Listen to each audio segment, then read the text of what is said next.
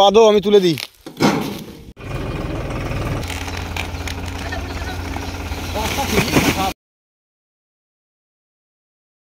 গতকাল আমি রাত্রে ঘুমানোর আগে বলেছিলাম যে আমাকে যেন অবশ্যই ডাকা হয়, আমিও যেতে যাই মাঠে। তো এমনি হাসছিল, এর আগে দুদিন আসছে ওরা, আমাকে ডাকেনি। তো আজকে বলার কারণে ডেকেছে। কালকে 2:30টার সময় ঘুমিয়েছি আর ভাই আমাকে 5:30টায় ডেকে দিয়েছে। কিচ্ছু করার নেই, আমার তো নিজেরই আহার ইচ্ছা ছিল খুব, বেরিয়ে পড়েছি। এটা হচ্ছে এই যে দুপাশ দিয়ে ক্ষেত, মাঝখান দিয়ে এত চওড়া রাস্তা। রাস্তাটা কিন্তু অসাধারণ চওড়া, আর সবার ভেতর দিয়ে রয়েছে। এখান থেকে কয়েক কিলোমিটার পর্যন্ত, মানে মাঠের ভেতর দিয়ে এরকম রাস্তা। আমি জিজ্ঞাসা করেছিলাম গতকালকে না পরশু, যে এত চওড়া রাস্তা যদি কোনোদিন কেউ বন্ধ করে দেয়, তা বলছে বন্ধ তো করলে একজন করবে, কিন্তু বাদবাকি লোকের তো সমস্যা হবে, এর জন্য কেউই বন্ধ করতে পারবে না। সবার জায়গা দিয়েই কম বেশি রয়েছে। রাস্তা দিয়ে ট্রাক্টর, ট্রলি সব চলে যেতে পারে, কারো ক্ষেতের উপর দিয়ে যেতে হবে না। সবারই ব্যক্তিগত জায়গা থেকে নেওয়া, তারপরেও রাস্তা যেটা তৈরি হয়েছে তার বাইরে কোনো জায়গাতে যেতে হবে না। একটা মোটামুটি ছোটোখাটো লরি ঢুকে দেবে।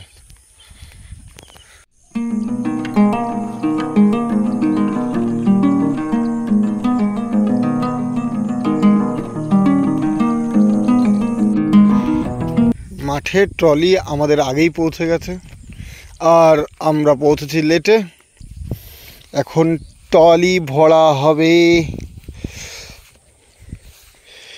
ভুট্টা দিয়ে, তারপরে নিয়ে যাওয়া হবে। হাফ প্যান্ট পরে আসছি। আরে বাবা, পিছনে পায়ের পিছনের অনেকটা কাটা রয়েছে আমার, তার উপরে কিছুটা খোঁচা লেগেছে, ব্যথা করলো প্রচুর। ট্রলিতে দাঁড়িয়ে রয়েছে, শুরু হয়ে গেছে ভুট্টা সংগ্রহ।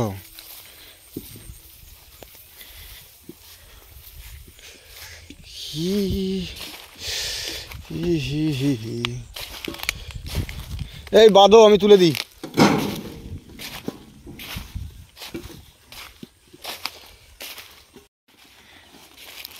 এটা এইভাবে তুলবা,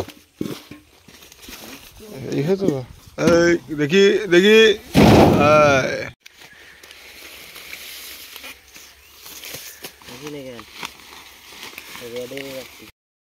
এই যে চলে এসছে। ওই দেখি, বদনাম করা উচিত না, দেখা গেলো আমার এই ঢোকায় দিল দিলে। কি বলো? ওই যে ধান কাটছে, সবাই ধান কাটতে লেগে গেছে। আমরা এবার ট্রাক্টরে করে যাচ্ছি, আমাদের মালপত্র। মিস্টার সুপারস্টার, পুনিত সুপারস্টারের ছোট ভাই। হ্যাঁ, এই যে ট্রলিতে পুরো ভরা রয়েছে, কি জানো, ভুট্টা। কি? This is corn. যদি উল্টে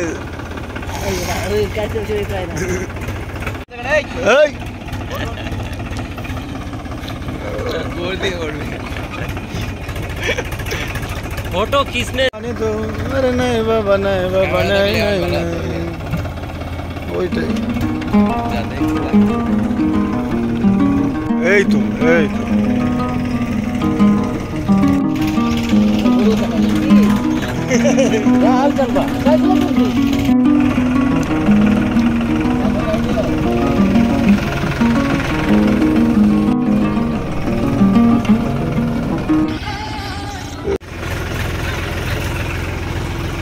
মালদার বিখ্যাত আম।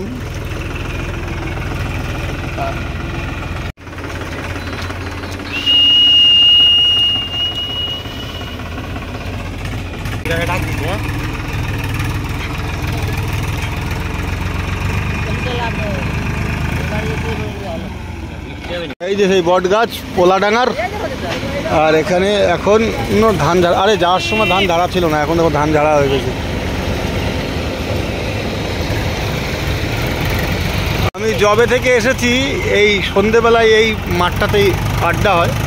ওই যে পোলাডাঙ্গা আর প্রাথমিক বিদ্যালয়, আর পাশ দিয়ে বয়ে চলেছে নদী। নদীর নাম কি? মজা না, কি নাম? শাখা ট্যাঙ্গন, ট্যাঙ্গনের শাখা নদী, এটা উপশাখা নদী না?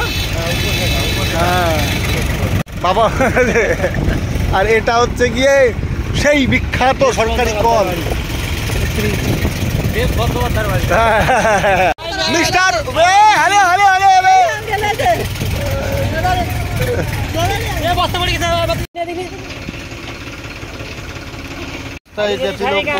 আবার তুলে দিল। পিছন দিয়ে খালি খালি ছায়া পথ ঠিক নাই। আমরা চলে এসেছি, বাড়িতে। এদিকে দিকে রাখ। পড়ে রয়েছে সুজা সুজা।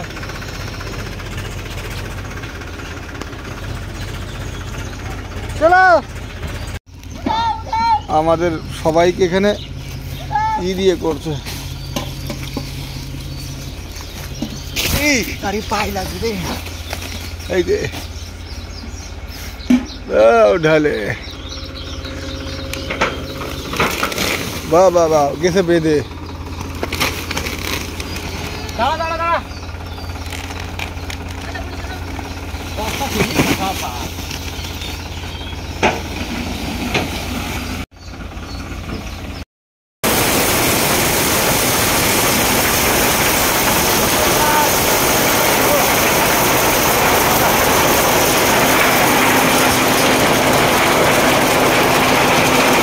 ভুট্টা ছাড়ানো মেশিনের সামনে দাঁড়িয়ে চাষির অক্লান্ত পরিশ্রমের সাক্ষী হলাম। বীজ বোনা থেকে শুরু করে ফসল কাটা প্রতিটি ধাপে রয়েছে অসীম ধৈর্য আর কষ্ট। কৃষকের এই নীরব সংগ্রাম আমাদের খাদ্য যোগায়, কিন্তু আমরা তাদের প্রাপ্য সম্মানটুকু দিতে ভুলে যাই।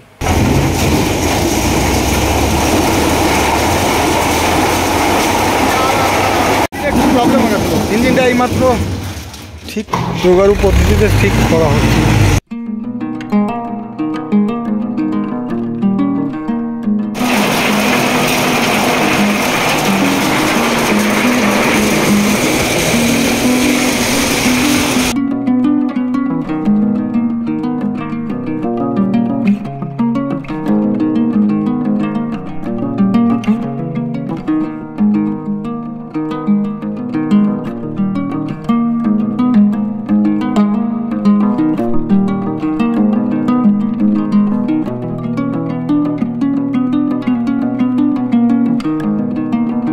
কাঁচা সোনা থেকে আবার খাড়া সোনা বেরোনোর সময় হয়ে গেছে।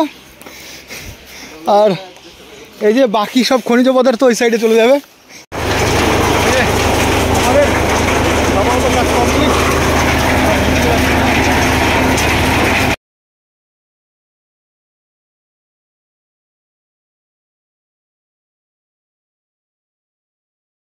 এখন আগে যা কাঁচা সোনা ছিল এখন খাড়া সোনা হয়ে দাঁড়াচ্ছে। এই যে কাঁচা সোনা উত্তোলন করে নিয়ে আসা হচ্ছে, নিয়ে এসে আবার এই মেশিনে দিয়ে এখন খাড়া সোনা তৈরি করা হয়ে গেছে। অসাধারণ। এই যে